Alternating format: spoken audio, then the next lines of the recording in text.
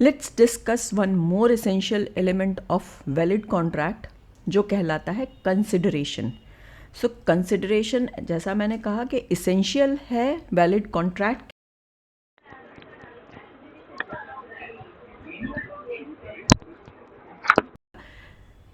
और कंसिडरेशन है क्या एक्चुअली? ये एक एविडेंस है, वो लीगल रिलेशनशिप स्टैब्लिश कर रही हैं, और जब तक लीगल रिलेशनशिप नहीं होगा तब तक contract is not a valid contract. तो है क्या कंसिडरेशन? अगर डेफिनेशन से जाएं तो ये कहता है consideration is the price paid by promisee for the obligation of the promisor. So जब भी कॉन्ट्रैक्ट करते हैं दोनों ही पार्टीज़ प्रॉमिस करती हैं। अब ये प्रॉमिस क्या है? प्रॉमिस ये भी हो सकता है कि मैं आपके लिए कुछ काम करूँगा। जैसे अगर आप मुझे पैसे देते हैं तो मैं आपके घर को पेंट कर दूँगा। दोनों ही पार्टीज़ प्रॉमिस कर रही हैं। एक पार्टी बोल रही है मैं पैसे दूंगा, दूसरी पार्टी बोल रही है ठीक है मैं पेंट कर दूंगा।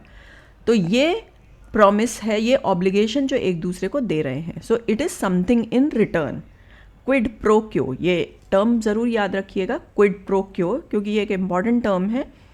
लीगल डेफिनेशन क्या कहती है? सेक्शन 2D में डिफाइन किया गया है कंसिडरेशन को।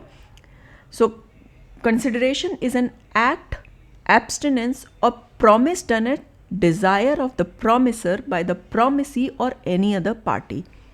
सबसे पहली चीज़, कंसिडरेशन ज़रूरी नहीं है कि हमेशा इन टर्म्स ऑफ मनी ही हो। ये कोई काम हो सकता है, कोई काम न करना हो सकता है, या कोई और प्रॉमिस जो कि प्रॉमिसर के डिज़ायर पर दिया गया है। अब जैसे अभी मैंने एग्जाम्पल दिया, एक ने कहा कि मैं आपको पैसे दूंगा, दूसरे ने कहा मैं आपका घर पेंट कर दूंगा। तो जो घर पेंट करने का एक्ट है वो भी कंसिडरेशन ही है। या मैं आपको पैसे देता हूँ, आप मेरे अगेंस्ट में कंप्लेंट नहीं करना, तो ये कंप्लेंट नहीं करना, एब्स्टिनेंस, ये भी कंसिडरेशन में ही आएगा। एग्जाम्पल सिंपल ये हो सकता है कि ए ने ऑफ़र किया बी को कि मैं अपना घर बेचता हूँ आपको 50,000 रुपये में। 50,000 बहुत कम अमाउंट है, but okay, for example we can take this. तो A, for as promise consideration क्या है? 50,000 रुपीज़ जो उसको मिल रहे हैं, और बी के लिए क्या है? हाउस, जो 50,000 के बदले में उसको मिलेगा। तो दोनों ही पार्टीज़ को कुछ ना कुछ बदले में मिल रहा है उनके प्रॉमिस के, यही कंसिडरेशन है। कंसिडरेशन के बिना कॉन्ट्रैक्ट वैलिड नहीं है। लेकिन वैलिड कंसिडरेशन क्या है? First, it must proceed at promisor's desire. जो भी प्रॉमिसर है उसकी डिज़ायर या रिक्वेस्ट पे वो चीज़ आपको मिलनी चाहिए। जैसे जो मैंने एग्जाम्पल दिया, जब तक ए ने बी को ये नहीं कहा कि आप मेरा घर पेंट कर दो, आपको मैं पैसे दूंगा। बी आया, उसने ए का घर पेंट कर दिया और उसके बाद उसने पैसे मांगे। ए ने उसको ना कुछ कहा था ना कुछ पूछा था, बी अपनी मर्ज़ी से आके घर पे पेंट कर दिया, और उसके बदले में अब बोले कॉन्ट्रैक्ट है भाई आप मुझे पैसे दीजिए क्योंकि मैंने आपका घर पेंट किया है। ये कंसिडरेशन नहीं है, क्योंकि प्रॉमिसर ने कहा ही नहीं था, प्रॉमिसर की इच्छा ही नहीं थी। किसी वॉलंटरी एक्ट, मर्ज़ी से किए गए काम, या किसी थर्ड पार्टी की ने कहा, जैसे ए को बी ने कह दिया कि तुम सी के घर पे काम कर दो। अब वो सी के घर पे उसने जाके काम कर दिया बी ने, इसके लिए जिम्मेदारी सी की नहीं है, सी किसी कॉन्ट्रैक्ट में नहीं है। ओके, तो प्रॉमिसर की डिज़ायर पे होना चाहिए, ना कि आउट ऑफ वॉलंटरी थिंग या किसी थर्ड पार्टी ने उसको कह दिया इसके लिए। मे मूव फ्रॉम प्रॉमिसी और any other person. Indian contract act क्या कहता है? Consideration may proceed from promisee और any other person, unlike English law where it must move from promisee. तो अब यही एग्जाम्पल दूंगी। ए ने कहा बी को कि तुम सी का ध्यान रखना, ठीक है। ए ने बी को कहा है, जिसके बदले में ए बी को पैसे दे रहा है कि तुम सी का ध्यान रखना।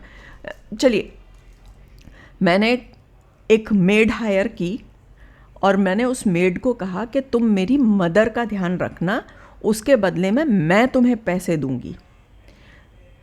तो एक के लिए मेरे लिए कंसिडरेशन क्या है कि वो मेड मेरी मदर का ध्यान रख रही है, मेरी मदर से उसको डायरेक्टली कुछ नहीं मिल रहा है। मेड ये नहीं कह सकती कि भाई आपकी मदर तो मुझे बदले में कुछ दे नहीं रही हैं तो मैं उनका ध्यान क्यों रखूं, उनकी तरफ से मैं ऑब्लाइज नहीं हूँ। वो ऑब्लाइज्ड है, क्यों? क्योंकि उसको मैं कुछ पे कर रही हूँ और मेरे लिए कंसिडरेशन क्या है कि वो मेरी मदर का ध्यान रख रही है, मेरा नहीं रख रही है, मेरी मदर का ध्यान रख रही है। तो ये कोई ज़रूरी नहीं है कि प्रॉमिसी ही कुछ रिटर्न में दे, it may be move from any other party. जैसे इस केस में मेरी तरफ से वो कंसिडरेशन मूव किया है, जबकि बेनिफिट उसका मेरी मदर को हो रहा है। Next, privity of contract. Again this is essential element for consideration.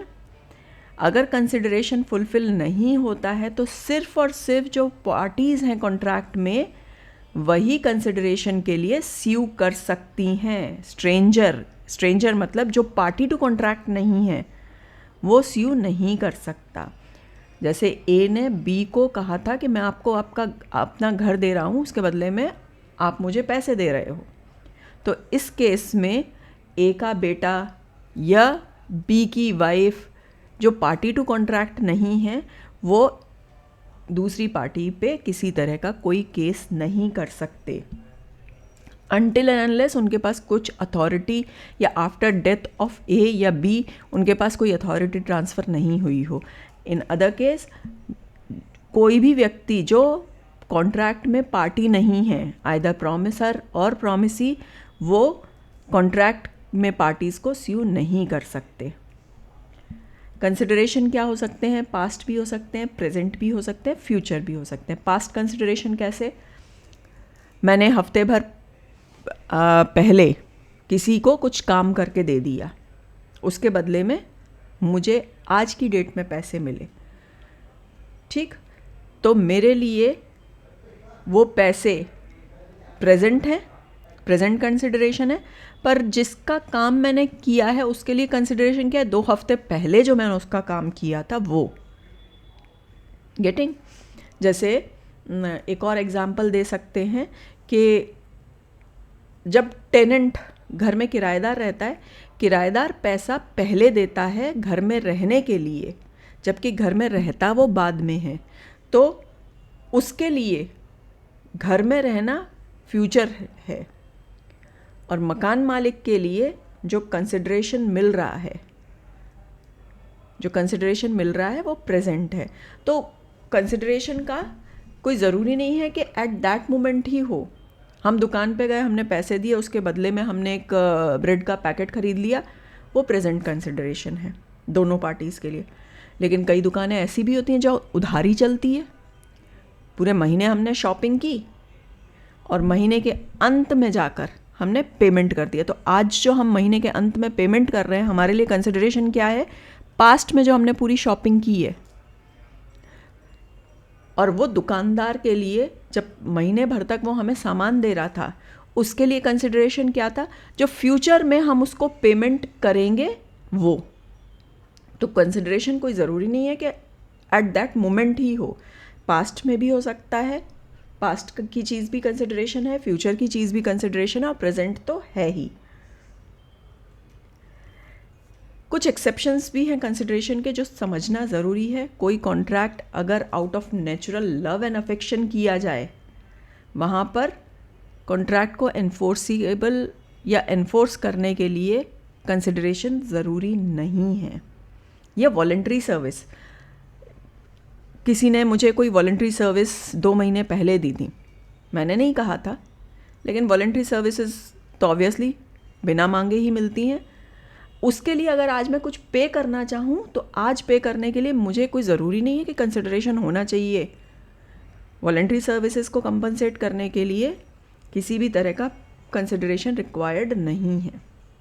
और टाइम बार्ड डेट, जो डेट टाइम बार्ड हो गए हैं अकॉर्डिंग टू एक्ट, कुछ टाइम ड्यूरेशन के बाद डेट को टाइम बार्ड डेट कर दिया जाता है और ऐसे डेट को पे करना डिक्लेयर हो गया कि ये टाइम बार्ड है, लेकिन आज मैं उसको पे बैक करना चाहती हूँ, मेरे अंदर की इंसानियत जाग गई। मैंने कहा नहीं, किसी का पैसा नहीं मारना चाहिए। लॉ ने भले ही इसको टाइम बार्ड कर दिया है, लेकिन मैं उसको पे करना चाहती हूँ, तो मुझे कोई कंसिडरेशन रिक्वायर्ड नहीं है। तो out of natural love and affection without consideration भी कॉन्ट्रैक्ट वैलिड है, वॉलेंट्री सर्विसेज के लिए भी वैलिड है और टाइम बार्ड के केस में भी वैलिड है। जैसे एक हस्बैंड ने रिटर्न रजिस्टर्ड प्रॉमिस दे दिया अपनी वाइफ को कि भाई मैं 10,000 रुपये तुम्हें दूंगा, out of love and affection, wife can sue husband for that payment अगर वो नहीं करता है तो this is because contract is made out of love and affection, लेकिन बाद में जो कुछ भी हुआ हस्बैंड ने पे नहीं किया, wife can sue with, even wife ने कोई कंसिडरेशन मूव नहीं किया फिर भी वो sue कर सकती है। प्रिविटी ऑफ कॉन्ट्रैक्ट में जनरल रूल्स क्या कहते हैं? कोई भी पार्टी जो कॉन्ट्रैक्ट में है केवल वही एक दूसरे को sue कर सकती हैं। स्ट्रेंजर टू कॉन्ट्रैक्ट, स्ट्रेंजर कौन है? जो कॉन्ट्रैक्ट में पार्टी नहीं है वो sue नहीं कर सकता। लेकिन इसके एक्सेप्शंस क्या हैं? Trust, marriage settlement, family arrangement और कॉन्ट्रैक्ट असाइनमेंट के केस में इवन कोई पार्टी नहीं है कॉन्ट्रैक्ट की, वो भी sue कर सकता है। जैसे ट्रस्ट की क्रिएट की जाती किसी के बेनिफिट के लिए, अब जिसके बेनिफिट के लिए ट्रस्ट क्रिएट की गई है वो स्ट्रेंजर टू कॉन्ट्रैक्ट है, पर वो उस कॉन्ट्रैक्ट को एनफोर्स करने के लिए कोर्ट तक जा सकता है। मैरिज सेटलमेंट जनरली ब्राइड और ग्रूम की फैमिली के, दूल्हा दुल्हन की फैमिली या पेरेंट्स के बीच में कॉन्ट्रैक्ट हो रहा है, लेकिन बेनिफिशियरी कौन है? दुल्हन। तो दुल्हन भले ही कॉन्ट्रैक्ट में पार्टी नहीं है तो भी वो sue कर सकती है। Same is with family arrangement और कॉन्ट्रैक्ट असाइनमेंट्स के केस में भी जो भी कोई पार्टी नहीं है वो भी sue कर सकते हैं। एक्सेप्शन क्या है? Trust beneficiary, marriage settlement, family arrangement और कॉन्ट्रैक्ट असाइनमेंट जो अभी हमने डिस्कस किए। लॉफुल कंसिडरेशन, किस कंसिडरेशन को हम लॉफुल कहेंगे? जो कि वैलिड है, जो लॉ के अगेंस्ट में नहीं है। वैलिड कैसे? अब किसी का मर्डर करने का कॉन्ट्रैक्ट वैलिड नहीं हो सकता, लॉफुल कंसिडरेशन नहीं है। या कोई भी गलत काम करने का, कोई भी ऐसा काम करने का कंसिडरेशन जिसको लॉ परमिट नहीं करता है, वो लॉफुल कंसिडरेशन नहीं आएगा। कोई ज़रूरी नहीं है कि जो भी कंसिडरेशन आप दे रहे हैं वो उसकी वैल्यू इक्वल हो, एडिक्वेट हो। Something in return is necessary. अरे भाई मेरी मर्ज़ी, मैंने 3 लाख की गाड़ी किसी को किसी वजह से 1 लाख में दे दी, कॉन्ट्रैक्ट वैलिड ही होगा, भले ही उस गाड़ी की कीमत 3 लाख, 4 लाख, 5 लाख या कितनी भी हो। मैंने अपनी मर्ज़ी से out of my free will वो 5-7 लाख की गाड़ी 1 लाख में दे। इतना ही लेगा यार।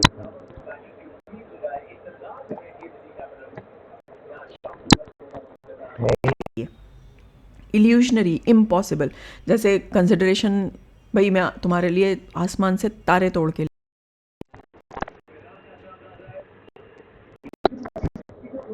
कॉन्ट्रैक्ट नहीं बनाती, या मैं मुर्दे में जान डाल दूंगा, या मैं तुम्हें कुछ अमाउंट दे दूंगा। कुछ अमाउंट, कुछ क्या?